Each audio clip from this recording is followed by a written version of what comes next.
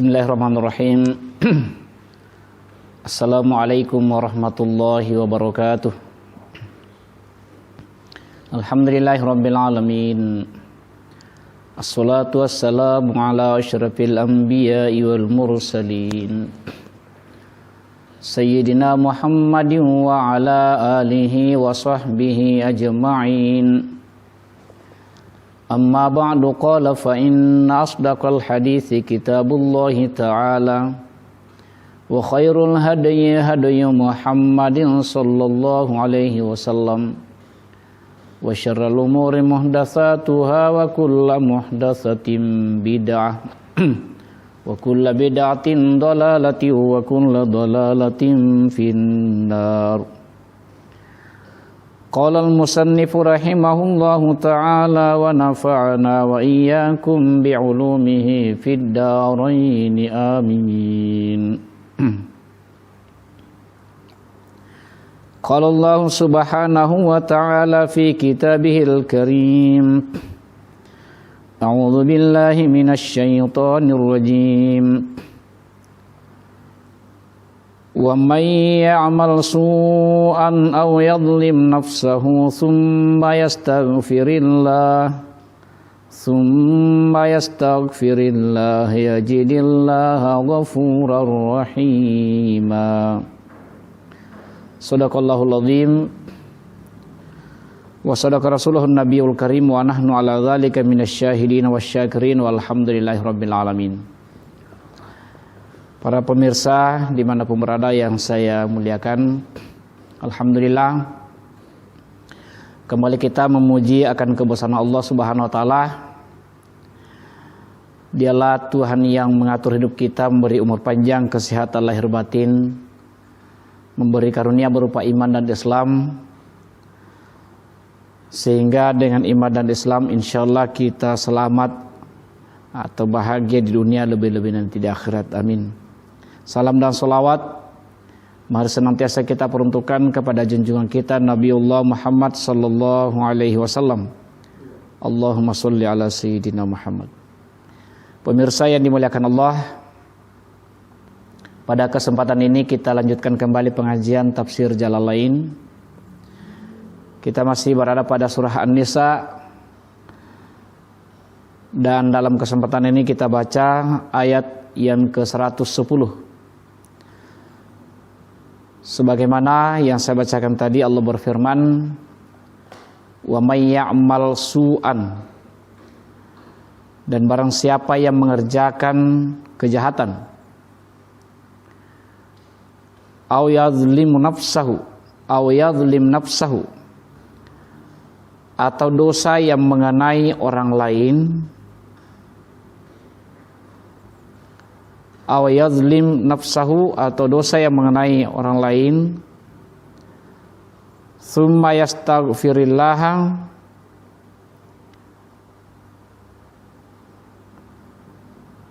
kemudian dia mohon ampun kepada Allah, yajidillaha ghafurar rahima, nescaya dia mendapati Allah Maha Pengampun lagi Maha Penyayang. Pemirsa yang saya muliakan,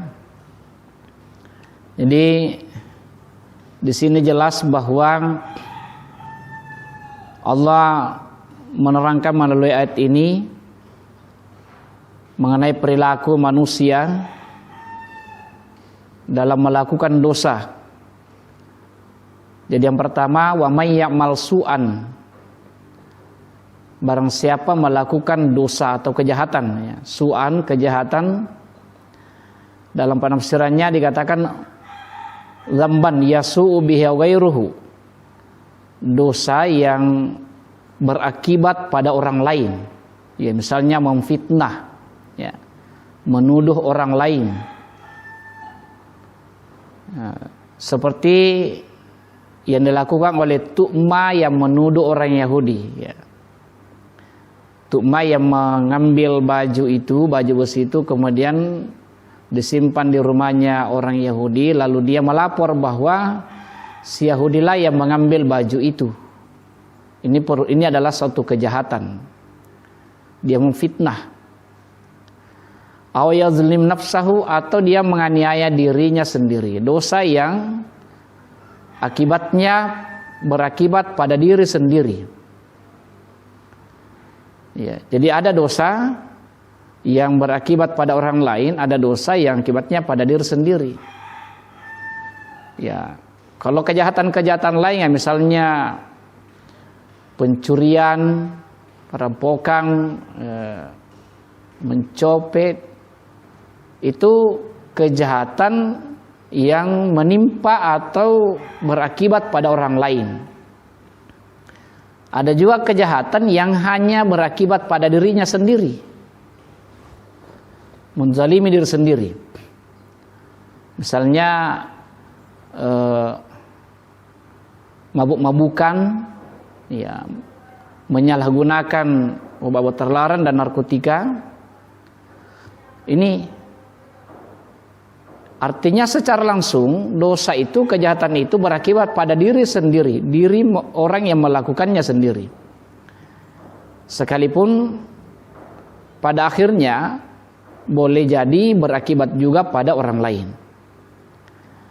Nah, dosa-dosa yang dilakukan oleh umat manusia, baik ya dosa yang berakibat pada orang lain maupun dosa yang berakibat pada diri pelaku sendiri, selama dia bertaubat kepada Allah Subhanahu wa taala, maka Allah masih memberi peluang, masih membuka kesempatan kepada orang tersebut untuk diterima taubatnya oleh Allah Subhanahu wa taala. Ya. Ini tsumma yastaghfirillah, kemudian dia mohon ampun kepada Allah, yajidillaha ghafurur rahima. Niscaya dia mendapatinya Allah itu maha pengampun lagi maha penyayang. Ini luar biasanya Allah Subhanahu wa taala. Jadi mari kita selalu membayangkan bahwa Allah itu maha pengampun, maha penyayang. Allah itu lembut. Jangan selalu berasumsi bahwa Allah itu keras, Allah itu kejam, Allah itu pendendam. Ya. Allah tidak seperti itu. Tidak seperti yang kita bayangkan. Malah rahmat Allah mengalahkan amarahnya, yaitu dijelaskan dalam hadis bahwa rahmat Allah mengalahkan amarahnya. Ya. Beda dengan kita manusia biasa, orang awam.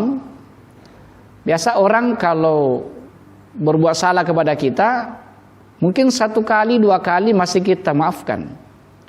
Tetapi kalau sudah sampai 3 kali, 4 kali dan seterusnya, sudah berkali-kali dia berbuat, selalu datang minta maaf, minta ampun, mungkin kita sudah berat untuk memaafkan dia. Tetapi Allah Subhanahu wa taala, andaikan ada seorang hamba hari ini dosa, besok tobat, besoknya dosa lagi, besoknya tobat lagi, setiap selesai berbuat dosa datang kepada Allah, menghadap kepada Allah taubat, maka Allah tetap mengampuni dosanya. Allah masih memberikan ampunan kepadanya. Itulah Allah yang maha pengampun lagi maha penyayang. Luar biasa. Kemudian pada ayat berikutnya, wa may yaksib itsman, barang siapa yang berbuat dosa, ya, itsman ay dzamban, barang siapa yang melakukan sebuah dosa, fa inna ma yaksibuhu ala nafsihi, maka sesungguhnya perbuatannya itu atau dosanya itu ala nafsihi, untuk dirinya sendiri. Untuk dirinya sendiri. Artinya pada hakikatnya seperti itu. Jadi misalnya kita melakukan kejahatan dengan memfitnah orang, menuduh orang lain, jangan mengatakan bahwa hanya orang yang dituduh yang akan rusak. Mungkin kita berasumsi seperti itu, bahwa saya tuduh dia, rusaklah nama baiknya, hancurlah dia, tidak dipercaya orang, dihindari oleh orang. Kita berasumsi seperti itu. Tapi sesungguhnya bukanlah orang itu yang rusak, tetapi kita yang lebih dahulu yang rusak. Kita yang berbuat, yang menuduh yang rusak. Ini. Jadi fa inna ma yaksibuhu ala nafsi, sesungguhnya dosa-dosanya itu sesungguhnya kembali pada dirinya, berakibat pada dirinya. Li'anna wabalahu 'alaiha wa la yadurru ghairuhu. Jadi sesungguhnya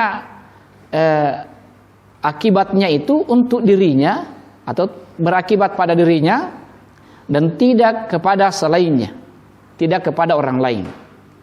Wa la yadurru ghairuhu. Wa kana Allahu 'aliman hakima, dan adalah Allah Maha mengetahui lagi Maha bijaksana. Allah Maha mengetahui lagi Maha bijaksana. Artinya yang namanya tuduhan itu mungkin kita orang yang berbuat, yang menuduh itu mengatakan bahwa tidak ada yang tahu kecuali saya. Ya. Ternyata Allah Maha tahu. Allah yang tahu apa yang direncanakan dalam hati, Allah sudah tahu. Itu wa kana Allahu 'aliman. Allah itu Maha mengetahui. Tetapi di balik kemahatauan Allah, Dia juga Hakimah, Dia juga Maha bijaksana. Ya, Maha bijaksana. Ya, namanya bijaksana, ya boleh jadi dosa-dosa yang kita lakukan sudah besar, yang menurut ukuran kita sudah tidak bisa lagi diampuni, tetapi Allah itu Maha bijaksana. Allah masih memberikan ampunan kepadanya. Itu Allah Maha bijaksana fi sun'ihi, dalam perbuatannya.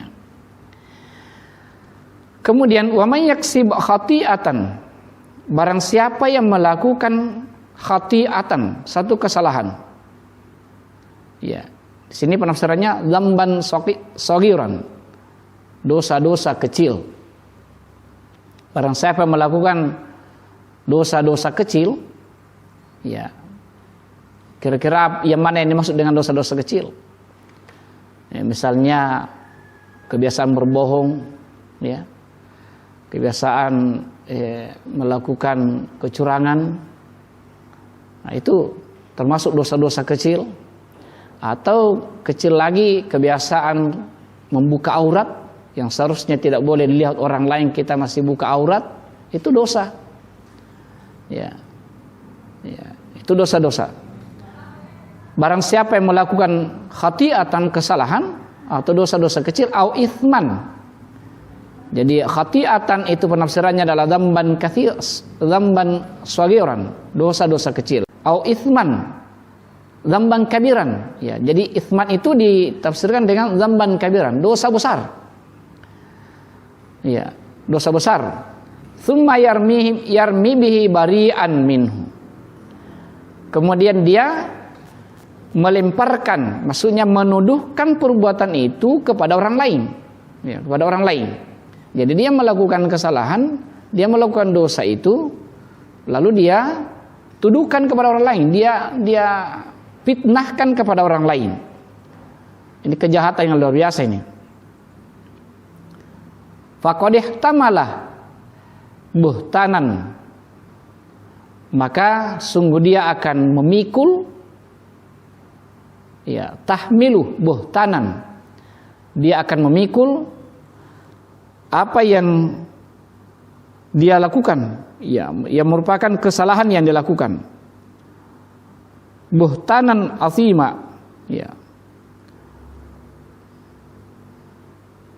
Faqad ihtamala buhtanan wa itsman mubina, maka dia akan memikul suatu yang dia bohongkan, ya, suatu kebohongan, dan apa yang dia tuduhkan kepada orang lain. Wa itsman mubina, dan dosa yang nyata. Maksudnya dosa yang nyata itu yang disebabkan kerja dan usahanya atau apa yang dia lakukan sebagai tuduhan kepada orang lain. Ya, kita kembali bahwa barang siapa yang melakukan dosa, baik ia dosa kecil ataupun dosa besar, kemudian kesalahan yang dilakukan itu dituduhkan kepada orang lain, maka dia akan dipikulkan, ya, bahasa Makassarnya lah nipasumpuyangi. Jadi olehnya itu, melalui kesempatan ini saya sampaikan bahwa ketika ada yang memfitnah kita, ada yang menuduh kita, Padahal perbuatan itu kita tidak pernah sama sekali melakukannya. Namun orang menuduhkan perbuatan itu kepada kita. Saya katakan, tidak usah kita terlalu terlalu panik, terlalu stres. Tetapi sesungguhnya mari kita ambil hikmahnya bahwa sesungguhnya dia memberikan pahalanya kepada kita. Jadi Profesor Dr. Nasruddin Umar menjelaskan bahwa ketika ada yang memfitnah kita, ya seharusnya kita merasa bahagia, merasa senang, karena kita boleh mengatakan mungkin amal baikku, pahalaku tidak cukup untuk masuk surga, sehingga orang memberikan pahalanya kepadaku. Sehingga itu yang menjadi asbab sehingga saya masuk surga. Sehingga tuduhan itu tidak menjadikan kita stres, tidak menjadikan kita gelisah, tetapi malah kita semakin tenang, semakin bahagia dengan tuduhan, dengan fitnah itu. Karena memang seperti itu, bahwa siapa yang memfitnah kita, ya ingat dosa kita, pahala kebaikan-kebaikannya orang yang memfitnah itu diberikan kepada kita. Kalau sudah tidak ada lagi kebaikannya untuk dibayarkan kepada kita, maka dosa kita yang akan diambilnya untuk dia pikul masuk ke dalam neraka. Itu yang akan terjadi. Olehnya itu, ketika ada yang memfitnah, ya biasa-biasa saja.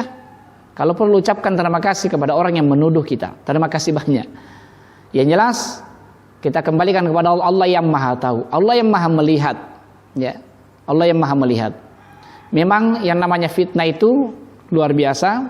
Sampai di dalam ayat lain dijelaskan al-fitnatu asyaddu minal qatli, bahwa fitnah itu lebih dahsyat, lebih keras daripada pembunuhan. Kenapa dikatakan seperti itu? Memang fitnah itu sama dengan membunuh orang secara perlahan-lahan. Memang kita tidak langsung menusuk dengan keris, tidak langsung mematahkan dengan parang, tidak langsung mematikan. Tetapi kalau kita memfitnah orang sampai nama baiknya rusak, akhirnya hilang kepercayaan, dihindari oleh orang, sehingga dia semakin menderita.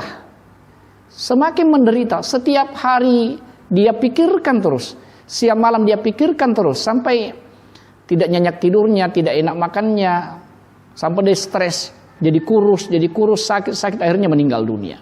Makanya dikatakan lebih dahsyat.